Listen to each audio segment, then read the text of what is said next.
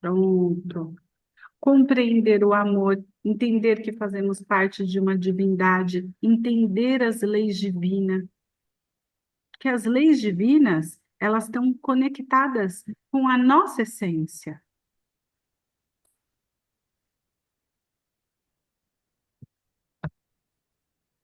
Amar de forma íntegra e como estamos amando e se relacionando com as pessoas no mundo. É para que a gente possa fazer uma reflexão de nós mesmos a partir do momento que a gente começa a entender esse amor incondicional do Cristo. E aí, a gente vai fazer aqui uma comparação do amor instintivo e o amor materno.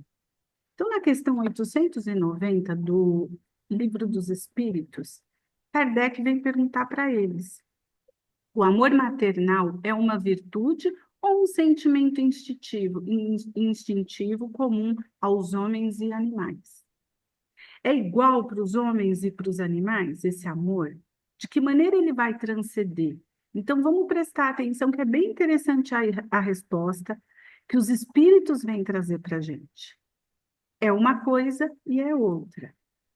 Na natureza, a natureza, ela deu à mãe o amor pelos filhos. Depois que eles crescem, os bichinhos crescem, imaginem um cachorrinho ali, uma cadelinha que teve filhotes. Depois que aqueles bichinhos eles crescem, eles vão partir.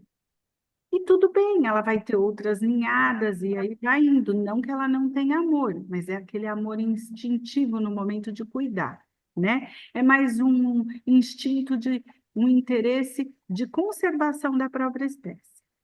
Mas no animal, esse amor é limitado às necessidades materiais. Cessa quando os cuidados se tornam inúteis. Acabou ali, cerrou o ciclo, o cachorro cresceu, já está do tamanho da cadelinha e cada um segue o seu rumo. Mas como é isso no homem? No homem, ele persiste por toda a vida e se comporta em devotamento, uma abnegação que constituem virtudes, sobrevive mesmo à própria morte. Então, a gente pode pensar que mesmo depois da morte, quantos casos a gente não viu dentro da literatura, a mãe acompanhando os filhos aqui durante a encarnação. E a gente tem um exemplo do livro que vocês leram ano passado, da mãe de André Luiz. Então, enquanto ele estava lá no umbral, a sua mãe, por diversas vezes, junto com os mentores espirituais, ela foi lá, ela visitou, ela orou para que ele se arrependesse, para que ele tirasse aquele orgulho, porque só dependia dele. Por mais mãe e oração que tenha sido feito ali, naquele momento, existem momentos que é do espírito, que ele vai ter que passar por aquilo. E é claro, ela vai estar sempre em oração. E aí, ela lá, e ela já estava em um outro plano muito superior, né? Ela não estava nem mais no nosso lar, mas ela nunca deixou de orar e ir até o filho, para que ele pudesse se arrepender. Então, chegou um momento que André Luiz se arrepende. Ele pede, me perdoa, por favor, me perdoa. E ele faz orações repetidas e ele é resgatado. Naquele momento, ele passa a ser resgatado. Para que vocês possam perceber que o amor também depende de nós, que o perdão, ele vem para a gente, mas que a gente precisa encontrar dentro de nós algumas coisas para quebrar aquele vício do orgulho e do egoísmo. No livro Ação e Reação, no capítulo 7, André Luiz e Hilário, eles vão visitar uma colônia. E aí, o Hilário pergunta para o ministro Sânzio uma relação entre o bem e o mal, para que ele possa fazer essa relação, né? E ele vem fazer uma ilustração de uma maneira geral, inclusive perante a nossa sociedade. Vamos ver o que ele tem para falar. É fácil conhecer o bem quando o nosso coração se nutre de boa vontade frente à lei. Então, sempre colocando as leis divinas à frente, ainda que seja para o bem. E aí, o bem, meu amigo, é o progresso, a felicidade. Se ele está falando de um progresso, ele está falando só de uma pessoa, ele está falando de uma sociedade. A segurança, a justiça para todos os nossos semelhantes e para todas as criaturas de nossa estrada, aos quais devemos empenhar as conveniências de nosso exclusivismo. Então, vamos entender aqui, mas sem qualquer constrangimento por parte de ordenações puramente humanas, que nos colocaria uma falsa posição no serviço. O que é essa falsa posição? É quando nós passamos a agir em benefício próprio. E aí você passa a atuar, como diz o texto aqui, de fora para dentro, gerando muitas vezes em nosso cosmo interior para nosso prejuízo e a indisciplina e a revolta. Então, a gente vai entendendo mais ou menos aqui, quando ele vai dissertando todo o texto. O bem será, desse modo, nossa decidida cooperação com a lei a favor de todos, ainda mesmo que isso nos custe a renunciação mais completa, visto, não ignoramos que, auxiliando a lei do Senhor, agindo de conformidade com ela, seremos por ela ajudados e sustentados no campo dos valores imperecíveis. O que ele quer dizer? Que quando nós ajudamos e quando nós estamos agindo de acordo com a lei de Deus, agindo em conformidade com ela, isso vai nos levar a um outro patamar. De uma certa forma, isso vai nos deixar muito melhor. No começo, quando a gente está fazendo assim, a gente está num processo, né, de caridade e tudo mais, que a gente está ajudando pessoas, tem um pouco do ego em nós? Tem muito. Mas aos poucos isso vai se transformando e a caridade, ela vai fazendo parte da nossa vida como se fosse uma coisa natural, como beber uma água, como respirar, como viver. Isso vai fazendo parte de nós, porque nós vamos praticando o bem e vamos entendendo junto com tudo que vai acontecendo, os ensinamentos de Deus e tudo mais, as leis divinas, a gente vai entendendo e vai internalizando aos poucos. E isso é do entendimento de cada um.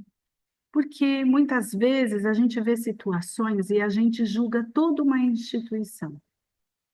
Então, de repente, a gente vai no GEMP e a gente vê alguém agindo de benefício próprio, querendo fazer aquela caridade, muitas vezes para se aparecer. Isso pode acontecer numa casa espírita? Pode, mas todos que estão ali estão agindo da mesma maneira? É claro que não. A gente precisa entender que esse processo ele vai se dando.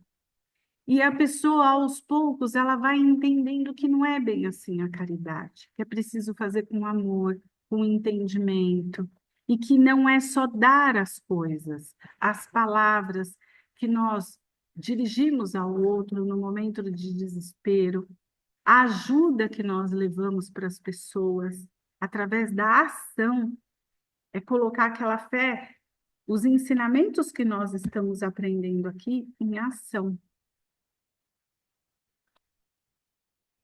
E aí, o mal será sempre representado. Agora ele vem falar do mal, que ele vai ser sempre representado aquela triste vocação do bem, unicamente para nós mesmos.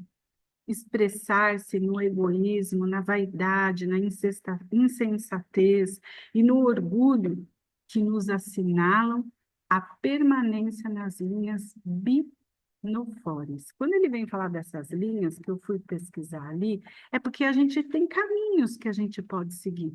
Ainda que você faça o bem, qual é a intenção desse bem?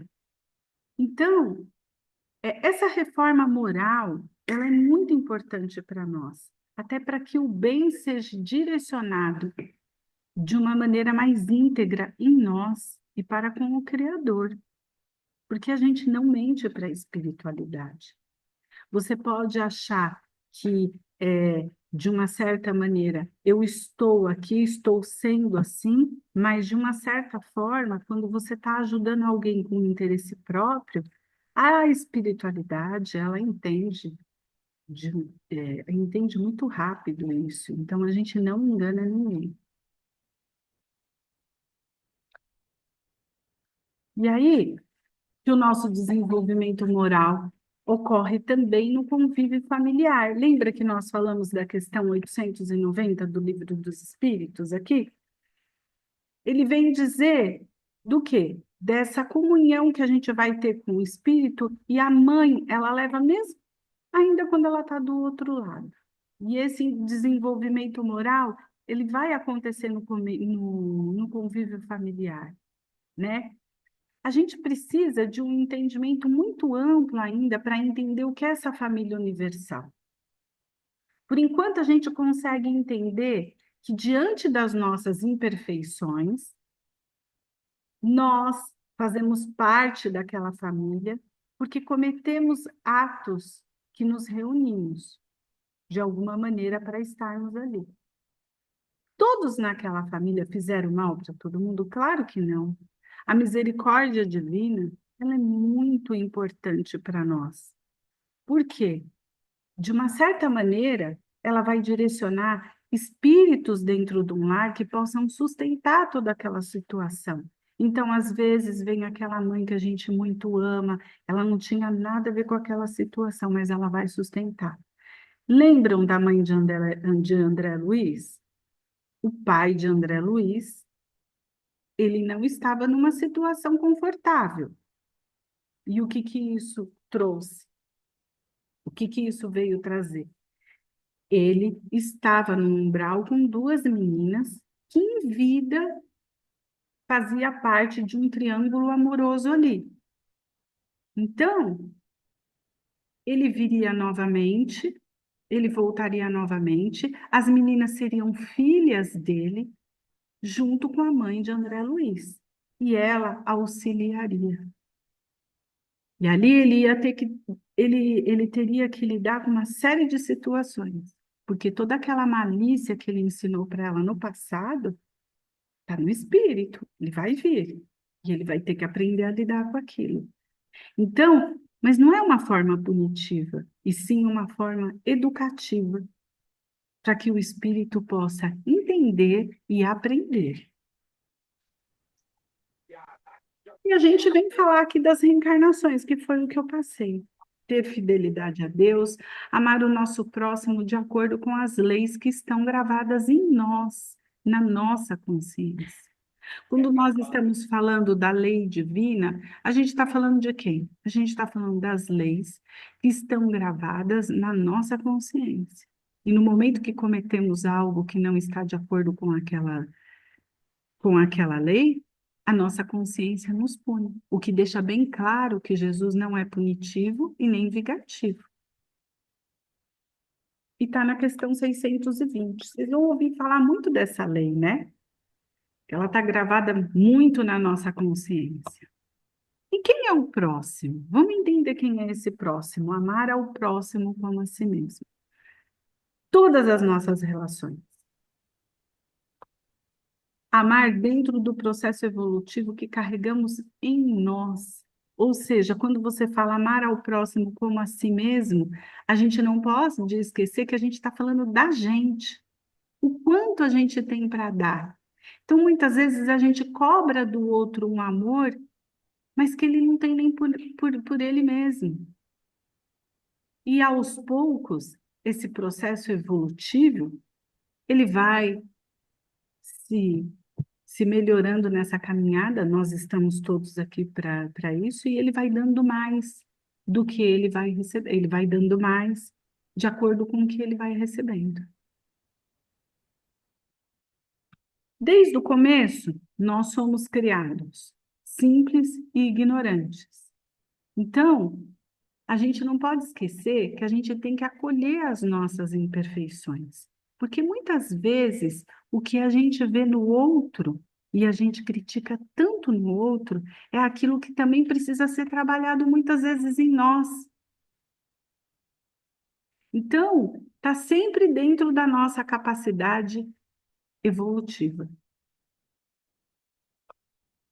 Só assim vamos entendendo e amando o próximo. Quando você passa a entender aquela sua deficiência e procura estudar, saber por que que você não consegue enxergar de uma maneira mais terna no outro, mais amorosa no outro, assim você consegue evoluir.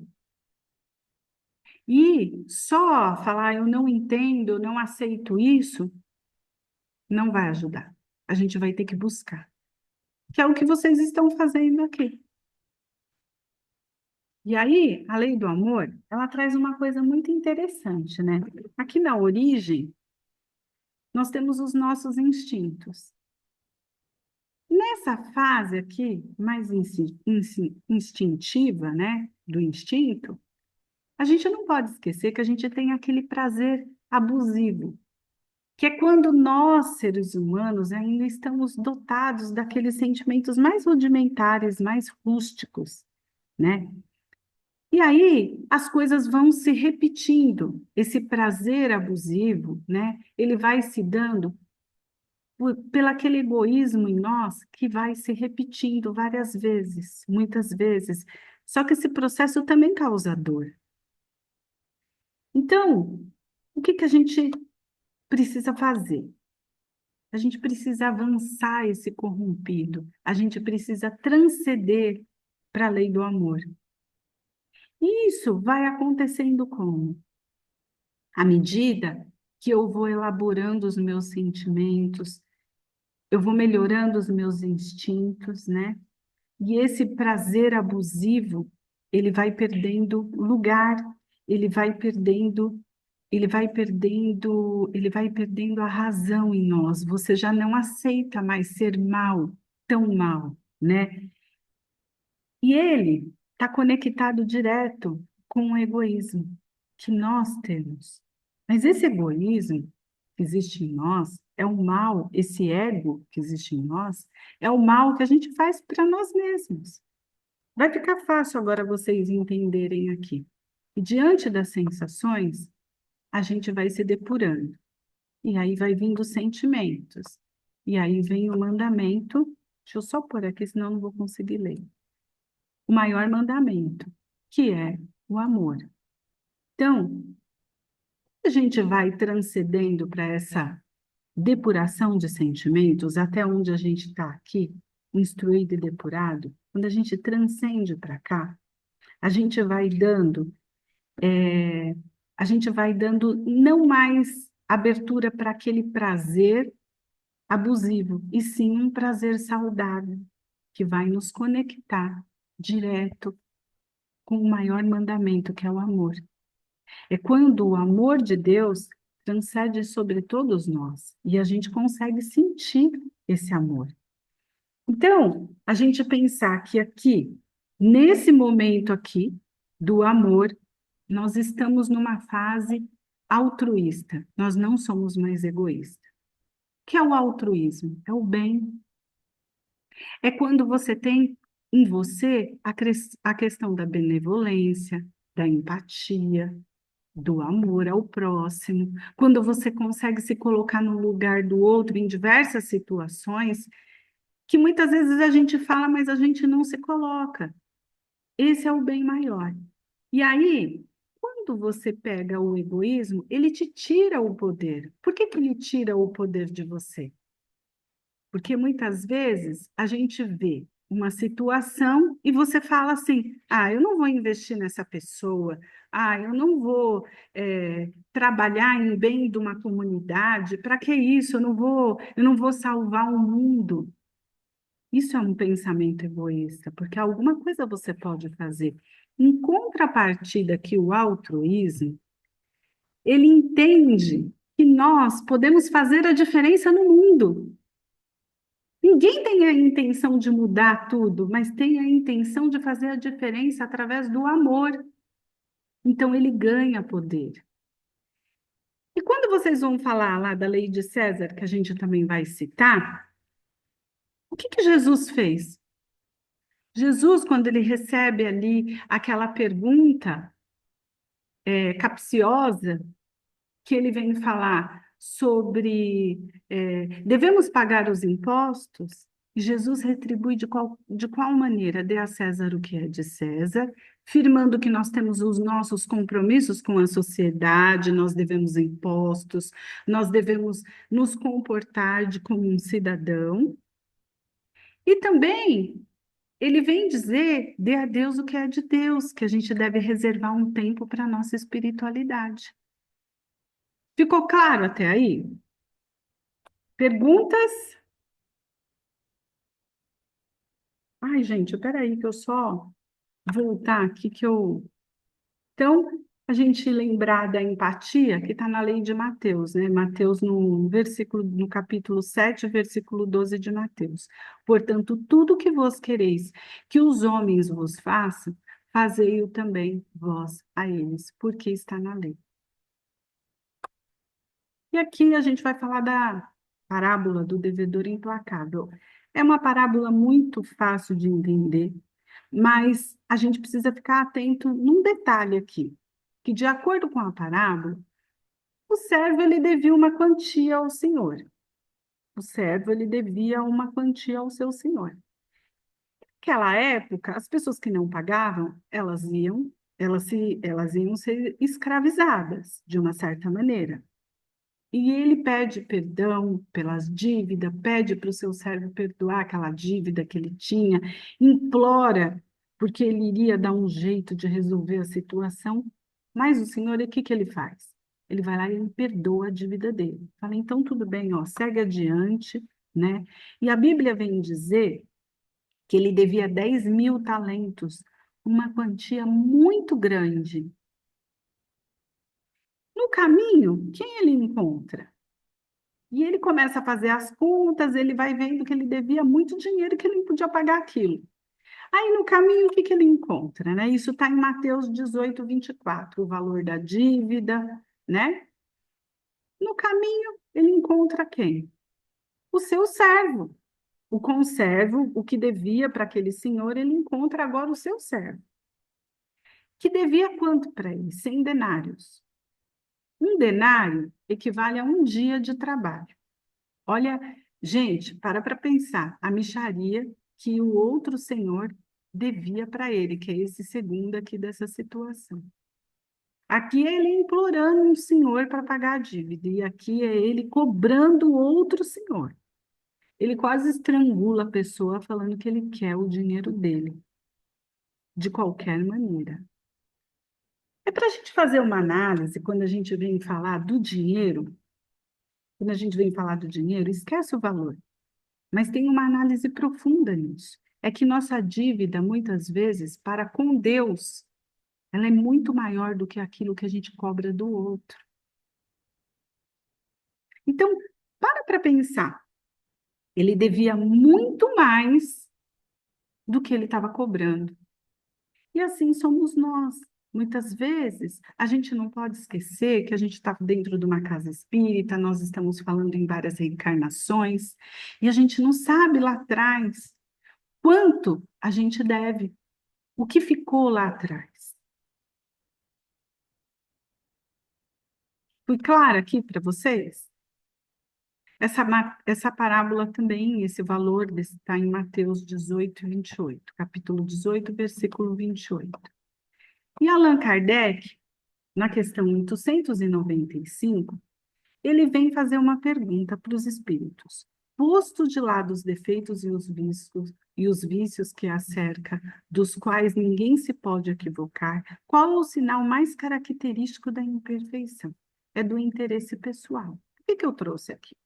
Porque, na verdade, por que que eu trouxe essa questão? Lá na parábola do devedor implacável, ele agiu de acordo com os interesses dele.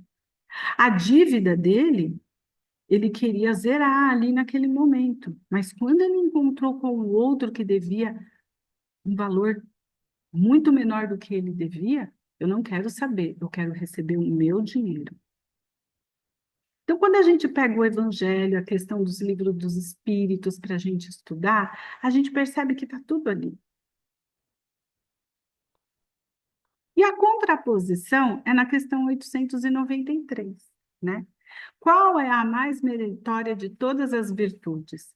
Todas as virtudes têm o seu mérito, porque é uma virtude, porque todos são indícios de progressos para o caminho do bem. Quando você está falando de uma virtude, é porque você está caminhando para o bem.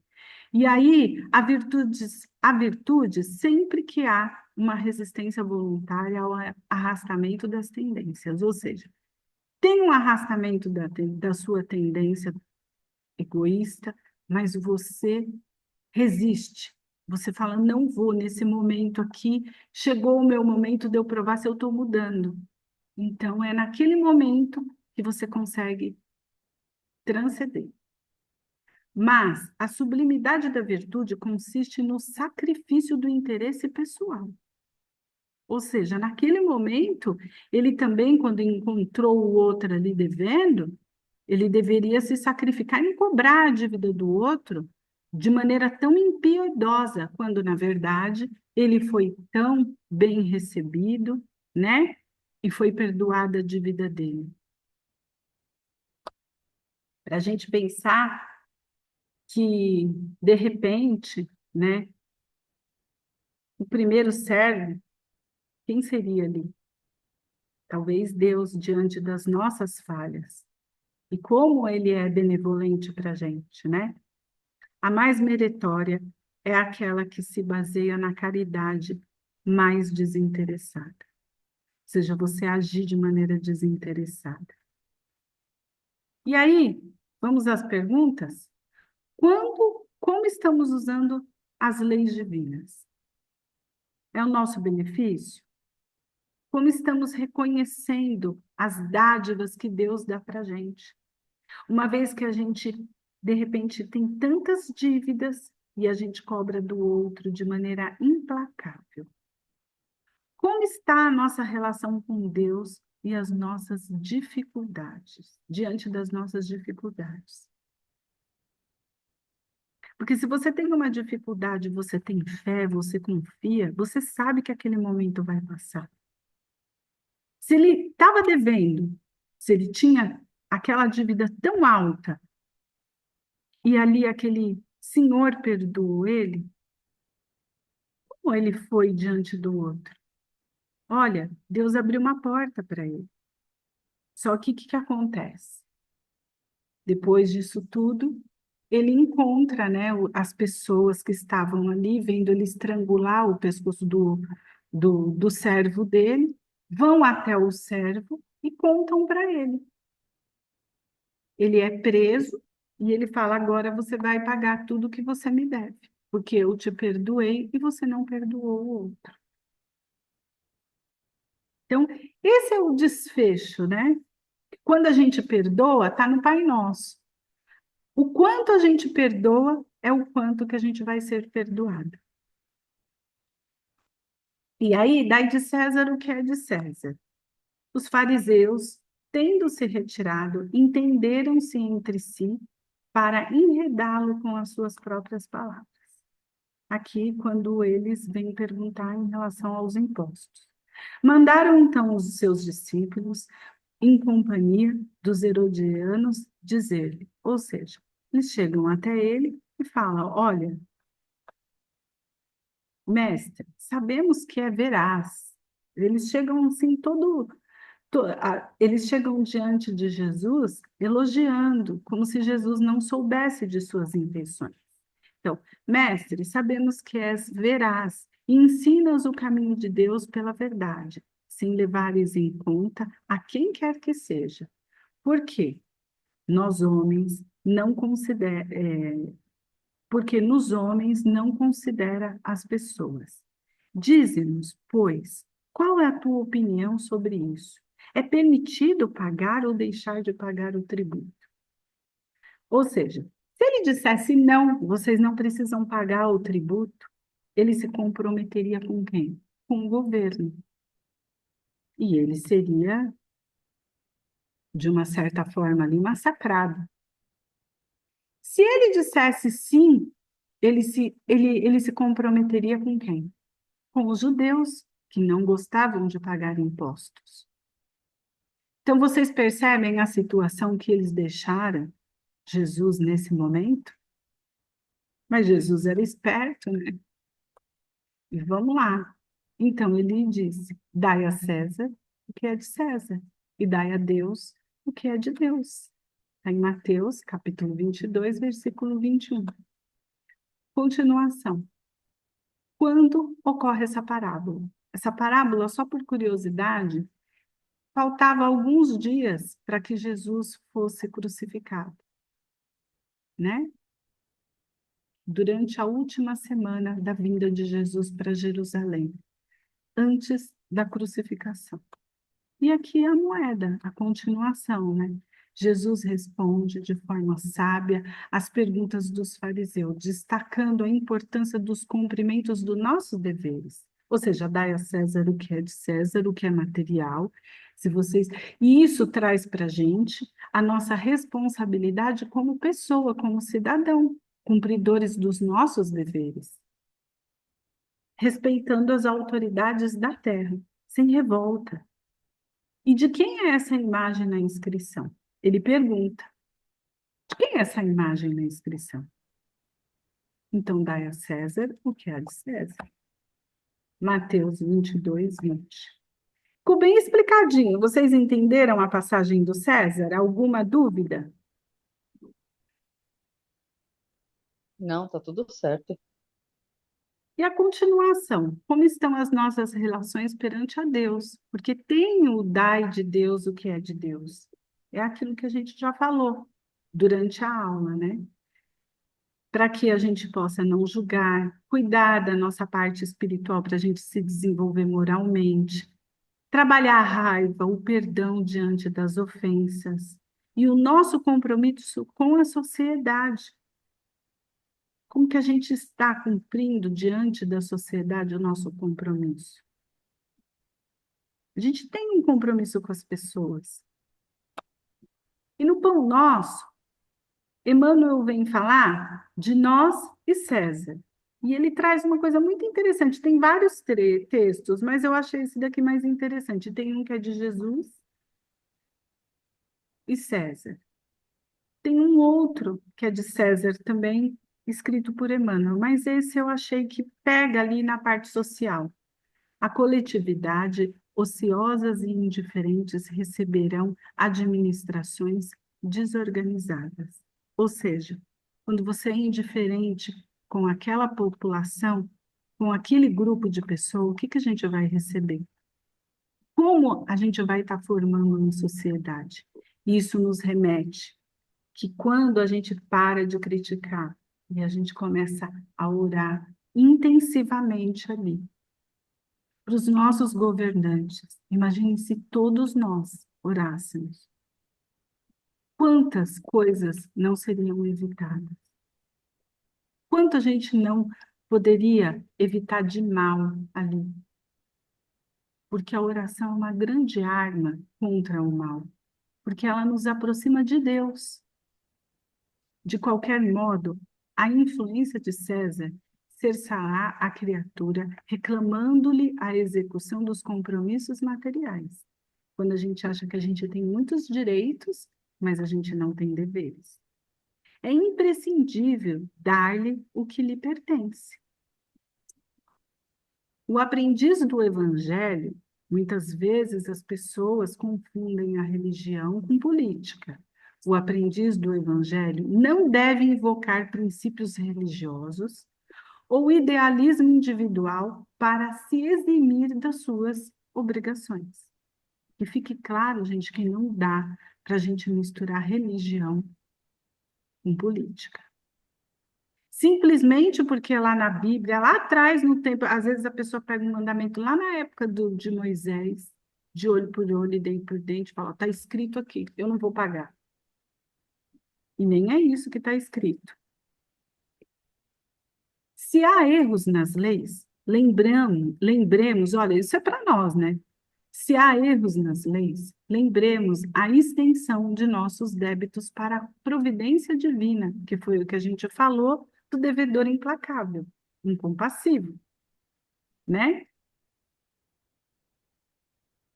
Se há erros nas leis, lembramos a extensão de nossos débitos para a providência divina e colaboremos com a governança humana, oferecendo o nosso concurso em trabalho e boa vontade, consistentes de desatenção ou revolta não nos resolvem os problemas. Ele vem falar consistentes de que a desatenção, a revolta, ela não vai resolver os problemas.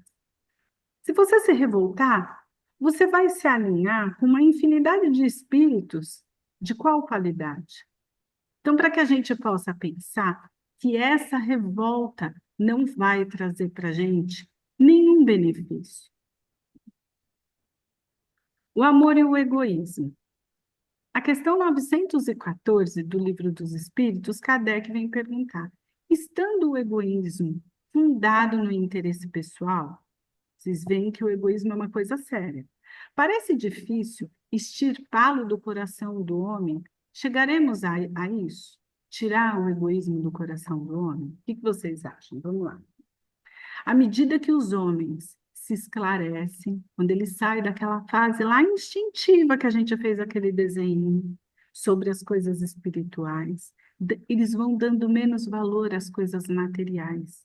Em seguida, é necessário reformar as instituições humanas que entretêm e o excitam. Tem muitas instituições que fazem com que as pessoas se excitem para o ódio. E isso depende da educação. Quando a gente cria uma sociedade que tem educação, que tem oportunidades, isso faz com que nós tiramos de nós o egoísmo. E a caridade e o amor. Quando a gente vem falar de caridade, gente, tem essa tem esse dizer do café na camisa que é uma coisa muito interessante. Parece coisa de louco, mas não é. Você está andando, você esbarra em alguém. E aí ele está com um copinho de café. E o café suja a camisa, é claro. Você esbarrou, o café vai cair na camisa. Se fosse chá, sujaria de chá. Se fosse leite, sujaria de leite. Ou seja, se a gente tem amor, o que a gente vai derramar para fora do copo? Amor. Mas se a gente tem ódio, raiva, egoísmo, o que a gente vai pôr para fora desse copo? Tudo isso.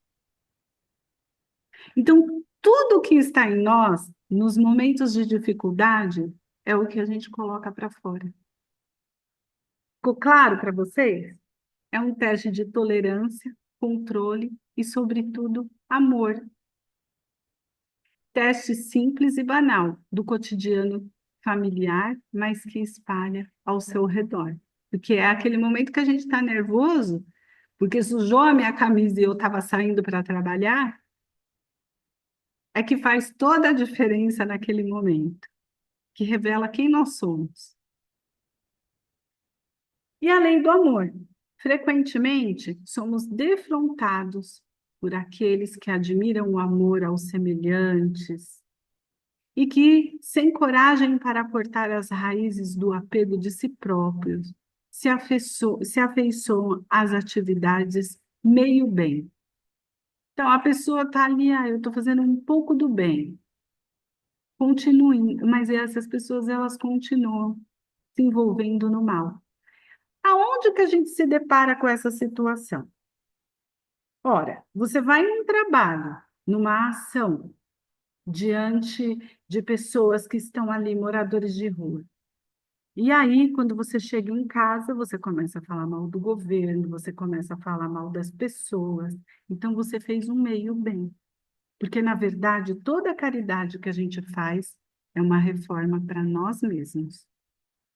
E isso precisa acontecer. A gente precisa avaliar as nossas intenções, que foi a pergunta que uma das alunas fez ali na harmonização. Foi o comentário que ela fez. Então, não existe meio bem. Caridade para com os criminosos. Agora, a gente vai considerar a caridade para com os criminosos, como está no amai ao próximo como a si mesmo. Então, considerai que sois mais repreensíveis, mais culpados do que aqueles a quem negardes o perdão e a comiseração. Pois pois as mais das vezes eles não conhecem Deus como conheceis, e muito menos lhe será pedido do que a vós. O que ele quer dizer? Ele quer dizer que muitas vezes aquela pessoa que comete um crime, ela não conhece a Deus profundamente como nós conhecemos. E que muito será pedido para nós, conhecedores da verdade, até que essas pessoas venham se esclarecer também. E as considerações. Vamos imaginar agora que um criminoso pode ser alguém do seu convívio familiar, um irmão seu, um filho que você criou, um filho que você educou, um pai, uma mãe que comete de repente um crime. Como gostaríamos que essa pessoa, diante da sociedade, respondesse pelo crime cometido? Porque é muito fácil a gente falar dos criminosos que estão presos dentro de uma penitenciária. Mas quando isso se reverte para nós, para os nossos familiares, as pessoas que amamos, aí a gente tem que repensar como que a gente gostaria de ser tratado. É claro que essas pessoas não vão deixar de responder pelos seus erros. É claro que ninguém está falando que você deve colocar um criminoso dentro da sua casa, mas que ele tenha a oportunidade de poder ter um representante da lei para que possa defender os seus direitos, que possa acompanhar, ainda que ele assuma todo o crime que cometeu, que ele possa ter o direito do perdão, porque diante dessa lei, desse ensinamento que Kardec vem trazer para a gente, ele deixa bem claro que muitas vezes nós devemos mais e que o nosso conhecimento vai adiante daqueles que cometeram o crime.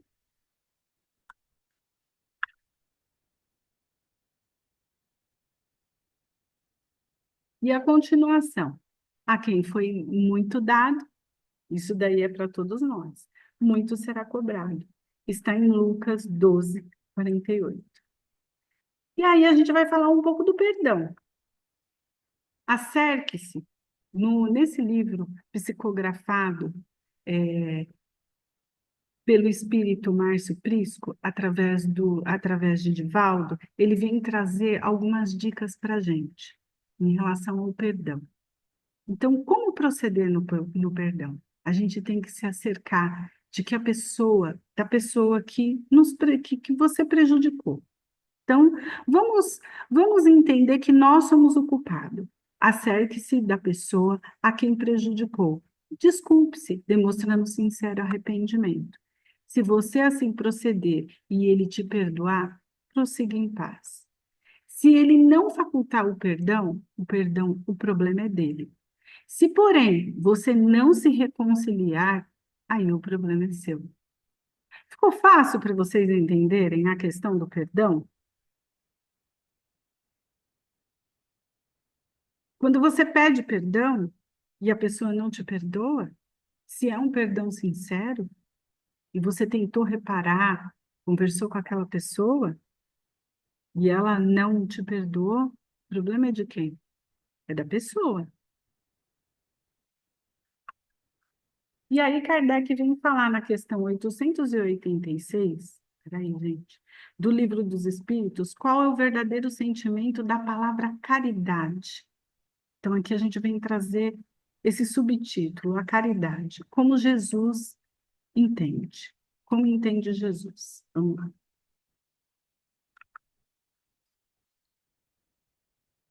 benevolência para com todos, e indulgência para com as imperfeições alheias e perdão das ofensas.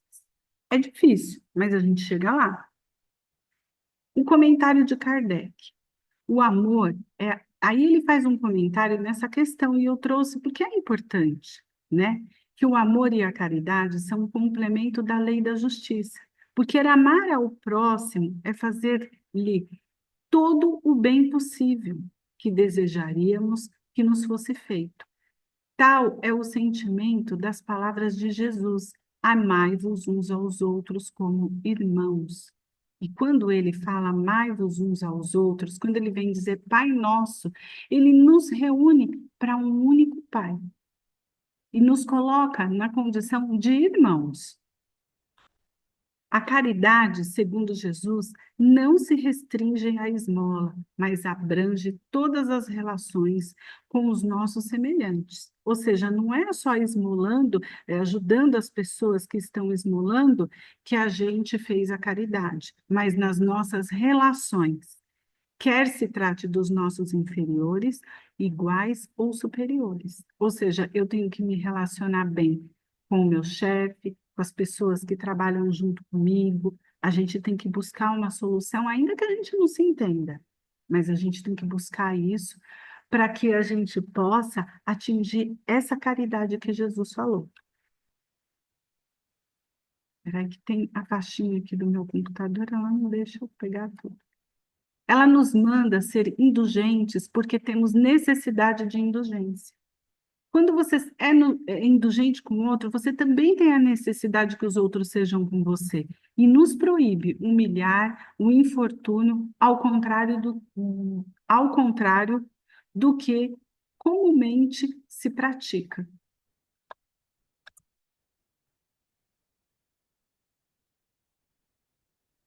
Se um rico nos procura,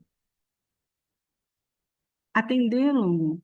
Aí ele fala, né, para que a gente atende com excesso de consideração e atenção. Mas se ele é um pobre, parece que não devemos incomodar com ele. Ou seja, você dá atenção para um rico, e quando você vê o pobre, o que que você quer? Ah, tá aqui, tô, pronto, acabou. Você não pergunta como que está a pessoa, se ela necessita conversar.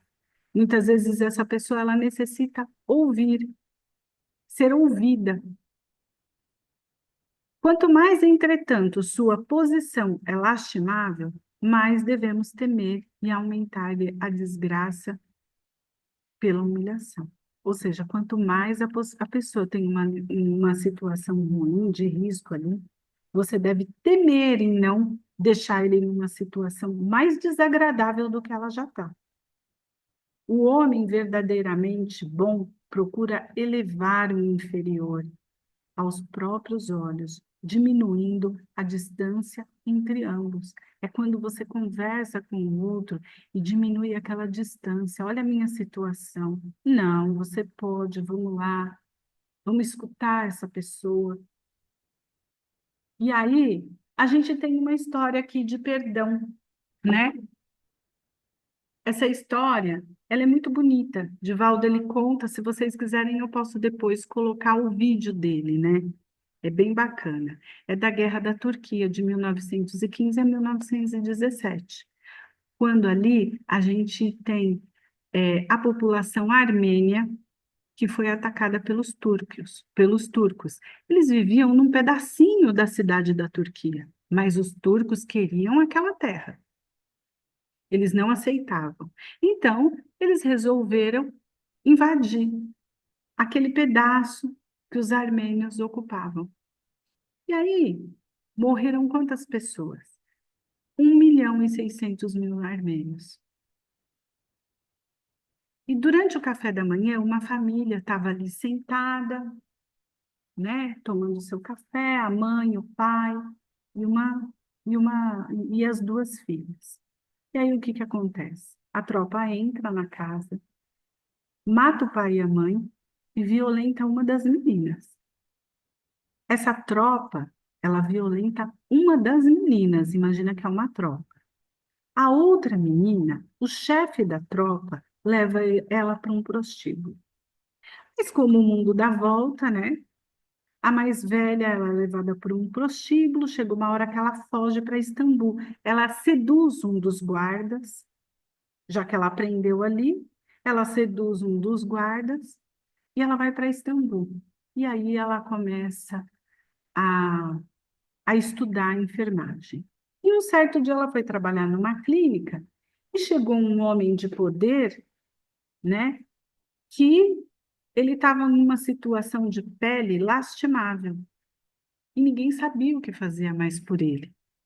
Então, como ele era uma autoridade, colocaram ele ali num isolamento de contato e pediram para que essa enfermeira fosse cuidar desse, desse caso mais difícil.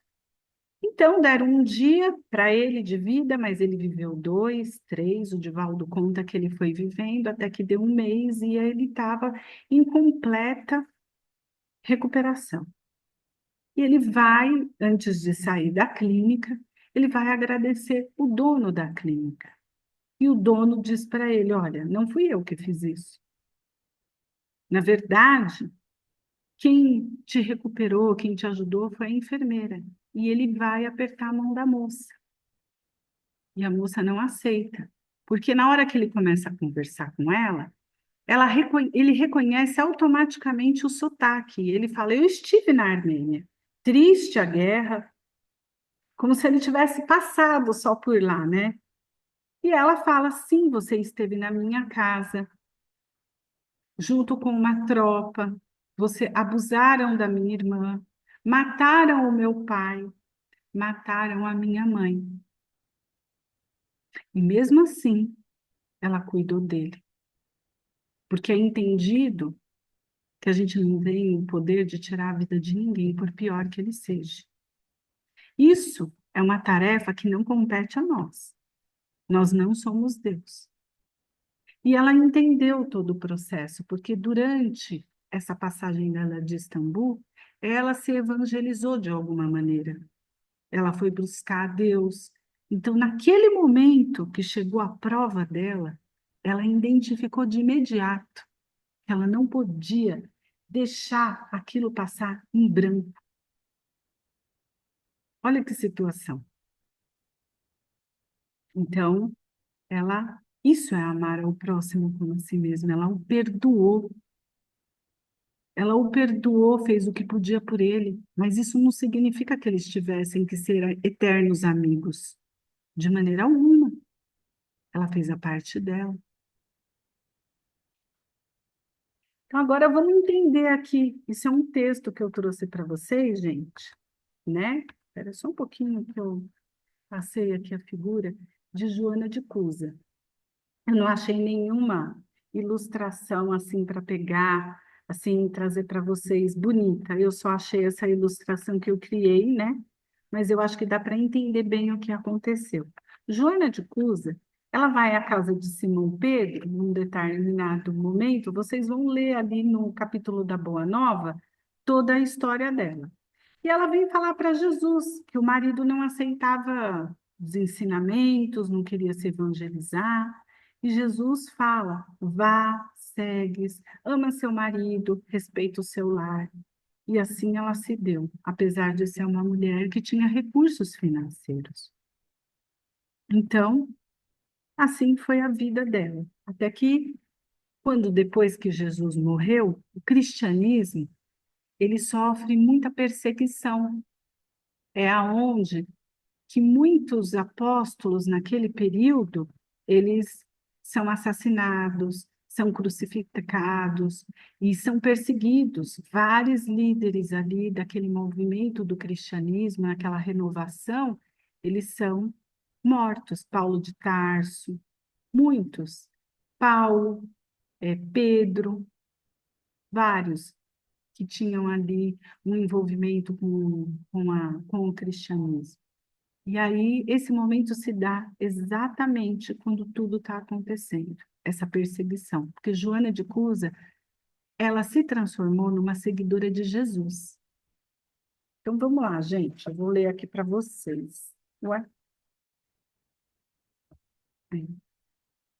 No ano 68, quando as perseguições do cristianismo iam intensas, vamos encontrar num dos espetáculos sucessivos do circo uma velha discípula do Senhor amarrada ao poste do martírio, ao lado de um homem novo, que era o seu filho. Aqui, nessa história, a gente vai entender um pouco do perdão e do amor. Ante o vozerio do povo, foram ordenadas as primeiras flagelações. Abjura, exclama um executor das ordens imperiais. O que eles estavam querendo dizer? Nega Jesus, de um olhar cruel e sombrio, mas a antiga discípula do Senhor contempla o céu, sem uma palavra de negação ou queixa. Então, o açoite vibrava sobre o rapaz. Olha, era o filho dela que estava apanhando, que exclamava em lágrimas: Repudia Jesus, minha mãe. Não vê que nós perdemos? Abjura, abjura por mim, sou teu filho. Imaginem o filho dela pedindo para que ela negasse Jesus naquele momento, que era o que eles queriam. E continuou a crueldade, né? Espera só um pouquinho, deixa eu pôr mais para cá. Pela primeira vez, os olhos da Marte corre a fonte abundante das lágrimas. As rogativas do filho são as espadas de angústia que lhe retalham o coração. Abjura, abjura. Ela estava em sofrimento, mas ela não podia fazer isso, porque ela entendia todos os ensinamentos do Cristo. Joana ouve aqueles gritos, recordando a existência inteira, o lar risonho e festivo, as horas de ventura, os desgostos domésticos, as emoções maternais, os fracassos do esposo, a desesperação e a sua morte, a viuvez. Ela recorda toda a vida dela, a desolação e as necessidades mais duras. Em seguida, ante aos apelos desesperados do filhinho, ela recorda quem? A figura de Maria, que Maria também fora mãe, vendo Jesus crucificado no madeiro da infâmia, soubera conformar-se com os desígnios divinos. Isso deu fé para ela. Acima de todas as recordações, com alegria suprema de vida, pareceu-lhe ouvir ainda a voz do Mestre, em casa de Pedro, a dizer, quando ela ia na casa do Pedro: Vai, filha, ser fiel ao seu marido, porque ele não tinha nenhuma vocação religiosa. Então, possuída de força sobre-humana, a viúva de Cusa contemplou a primeira vítima ensanguentada e, fixando no jovem um olhar profundo e inexprimível, na sua dor, na sua ternura, exclamou firmemente: Cala-te, meu filho. Jesus era puro e não desdenhou o sacrifício.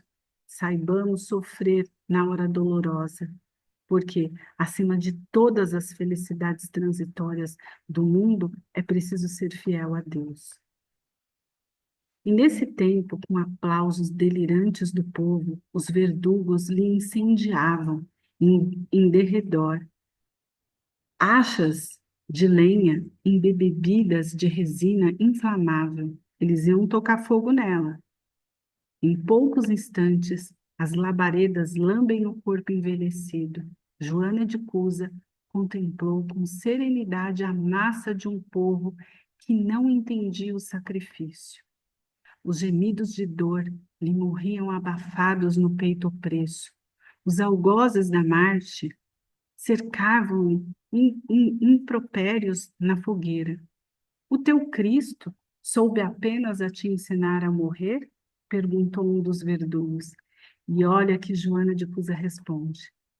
A velha discípula, concentrando a sua capacidade de resistência, teve ainda forças para murmurar. Não, não apenas a morrer, mas também a vos amar. Nesse instante, sentiu a mão consoladora do mestre que lhe tocava suavemente os ombros e lhe escutou a voz carinhosa e inesquecível: Joana, tem bom ânimo, eu aqui estou. É isso que eu tinha a passar para vocês. Agora vamos lá, né? As perguntinhas, né, Sil? Ok.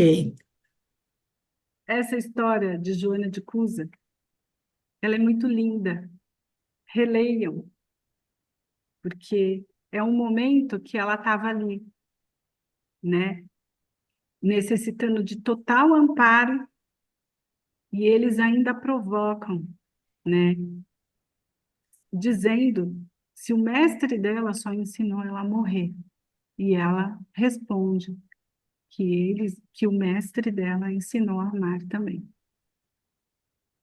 Então ela deixa uma lição de amor muito forte, que ainda para nós é inalcançável, porque aquela quantidade de espíritos que surgiram naquela época foi para trazer uma renovação, mas que fica uma lição muito forte para que diante das nossas fraquezas a gente não desanime, porque Deus, ele está com a gente, ele ouve os nossos apelos. E no momento que ela estava ali, não tenha dúvida que o filho e ela, eles foram socorridos diante daquele sofrimento todo. E é isso. Perguntas?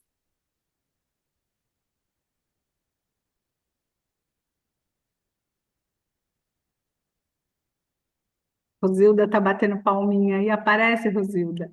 Abre a câmera, Não, todo é Camila. ver a É cara de Camila. todo mundo. Todos estão escondidinhos. Causou impacto? É forte a história, né? Reflexivo, Mas ela é né? muito bonita. Não, é o que nós falamos. Hoje, nós vimos lá também Maria Madalena, não é?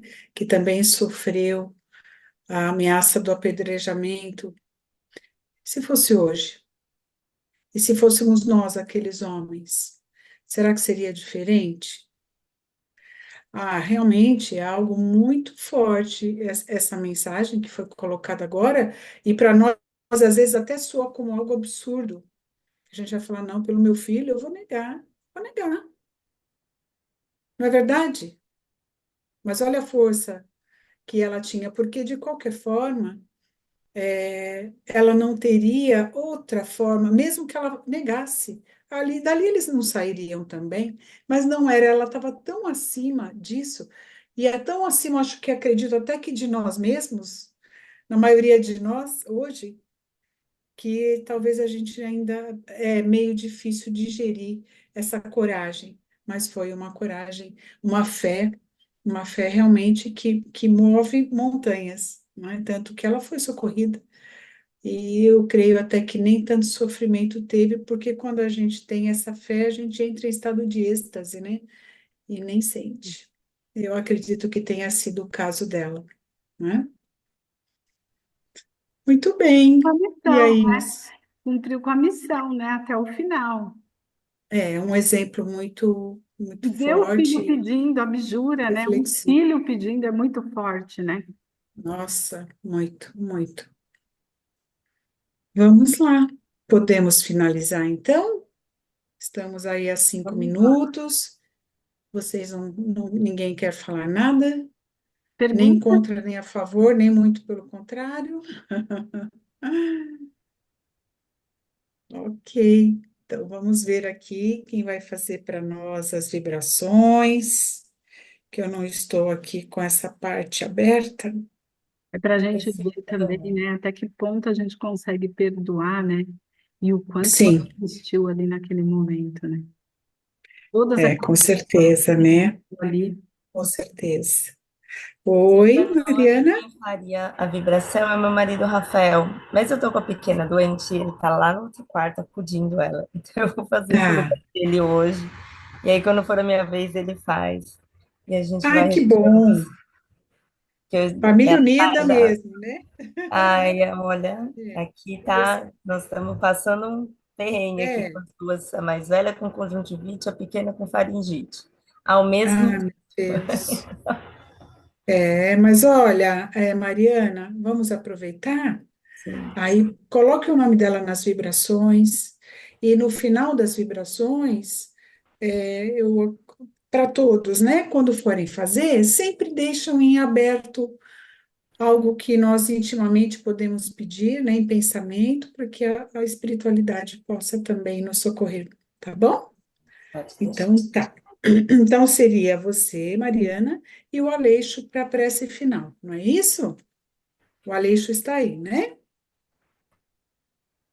Presente. Ok, o Aleixo está pedindo para incluir também Tânia Fernandes, né? Que Pode vai deixar. operar amanhã. Se caso esqueça alguma coisa, Mariana, é só você sinalizar a pessoa na hora que você estiver fazendo e ela mesma pode falar, tá Tá bom, legal. querida? Então vamos lá, né, gente? Então vamos mais uma vez elevando o nosso pensamento.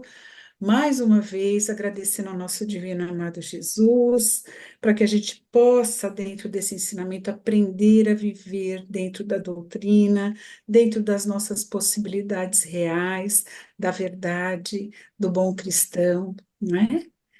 E assim, vamos doar um pouquinho de nós nesse momento, rogando essa luz divina para que possamos levar aos nossos irmãos. E assim nós vamos rogar que essa luz também possa envolver intuitivamente a nossa querida Mariana para as vibrações e o Aleixo para a prece final, e que assim seja. Graças a Deus e a Jesus.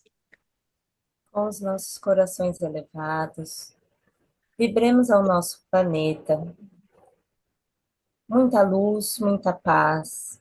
Vibremos a todos os povos que se encontram em situação de guerra ou de pobreza extrema, que eles possam ser socorridos e encaminhados para uma paz. Vibremos pelo nosso Brasil, imaginando seu contorno todo iluminado. Vibremos por todos aqueles em situação de, de perigo ou de desabrigo, que eles possam ser acolhidos e receber o socorro necessário. Vibremos por todos os irmãos encarnados e desencarnados que sofrem de alguma forma, que todos possam ser consolados, que possam ter seus caminhos abertos, possam enxergar que sempre há uma luz à frente. Vibremos por todos os enfermos nos hospitais e em suas casas. Hoje, em especial, vibremos pela Ana Beatriz e pela Antonella Domingos, aqui de casa, que estão passando por uma situação de doença. Vibremos também pela Tânia Fernandes, que irá operar amanhã. Vibremos pelo Nelson Rodrigues, que está em estado grave, dado a um AVC nesta noite, que ele possa já estar sendo socorrido e encaminhado pela equipe espiritual para uma melhora rápida. Peço também vibrar pelo meu sobrinho Davi Domingos, que está investigando uma situação de pedra na vesícula, que isso possa ser só um susto e tudo se resolva de forma mais tranquila possível. Vibremos pelas crianças e pelos idosos em situação de abandono, que eles possam se sentir abraçados e amados e acolhidos. Vibremos pelo GEM, esta casa maravilhosa que nos acolhe todas as terças-feiras para essas aulas. Vibremos pelas nossas professoras, Giovanna e Silvana. Que Deus abençoe sempre e que tragam todo esse conteúdo maravilhoso toda vez. Vibremos pelos nossos lares e nossos familiares. Que todos tenhamos uma ótima semana. Assim seja, graças a Deus, Graças a graças a Jesus. Deus e a Jesus. Senhor, aqui hoje nós estivemos reunidos com uma oportunidade maravilhosa de aprender as suas leis divinas.